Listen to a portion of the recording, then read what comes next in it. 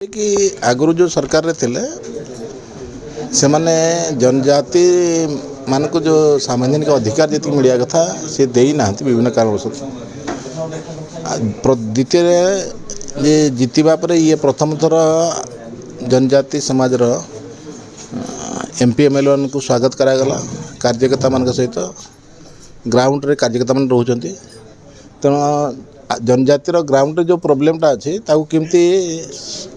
सत्ता सहित मिसिकी sort out करेंगे। दीर्घ दिन जो जनजाति लोक मैंने न्याय पाई ना कि पाइबे कारण माननीय मोदी जी जनजाति समाज में जी योजना बनई आज पर्यंत देश में कौन प्रधानमंत्री से योजना बनई नथिले। आज जनजाति समाज जेकोसी विकास हो पार कहीं पृथ्वी में सबुठु अधिक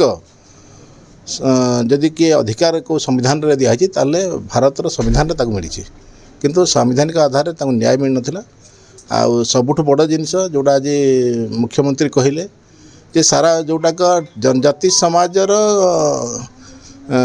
पारंपरिक आधार रे परंपरा आधार रे दीर्घ 150 वर्ष आगु जो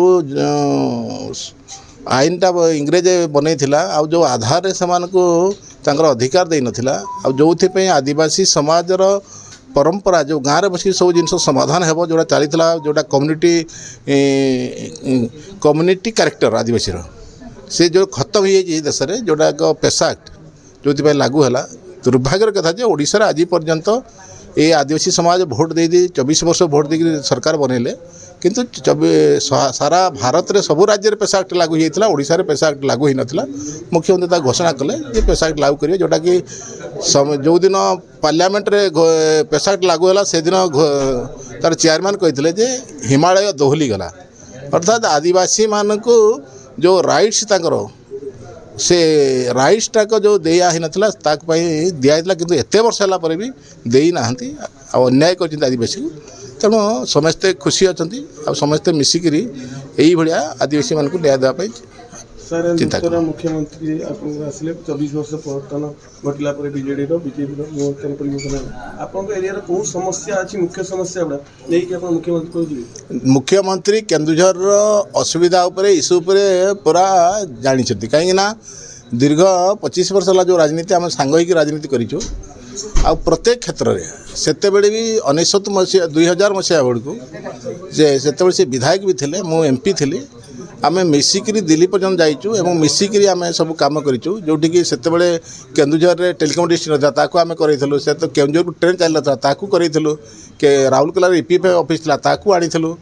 एनएच को आम से घोषणा करूँ कि 25 वर्ष आगर जो कानपुर इरिगेशन प्रोजेक्ट टाक माने केंद्र सांक्शन कर सीडब्ल्यूसी सांक्शन कर भी दीदीटा मुख्यमंत्री शुभ दे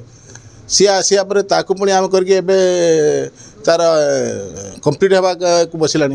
आज केउंझर जहाँ जहाँ डेवलपमेंट होती सहयोग कि मेघा स्टील प्लांट भी से लगी तेणु आज जो गुड़िक केउंझर दरकार अच्छी सब जना अच्छी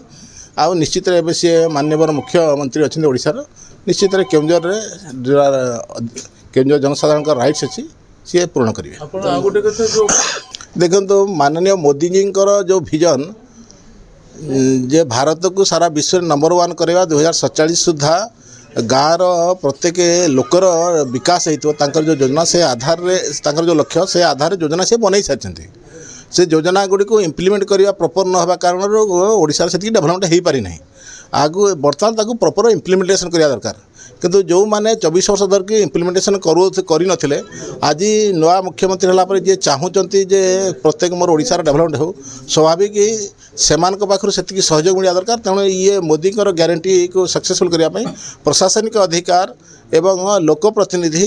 समस्त सहयोग दरकार आले जाकि मोदी जी यहाँ सक्सेसफुल मोर विश्वास अच्छी माननीय